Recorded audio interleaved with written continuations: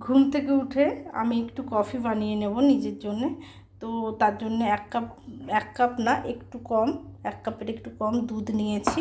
সেই দুধে একটু কফি আর এই যে গুড়ের যে গুঁড়োটা, এটা নিয়ে আমি মাইক্রোওয়েভ করে নেব।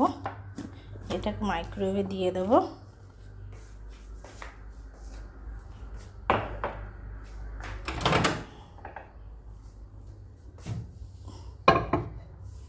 মাইক্রোওয়েভে দিয়ে দেবো, দিয়ে ওটা গরম হয়ে গেলে আমি চামচ দিয়ে নাড়িয়ে নেব।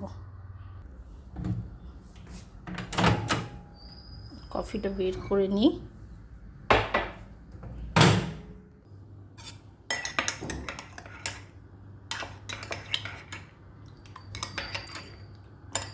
মনে হচ্ছে আর একটুখানি একে গরম করে দিতে হবে। এই কফিটা নিয়ে আমি এসে গেলাম ব্যালকনিতে। আজকে বৃষ্টি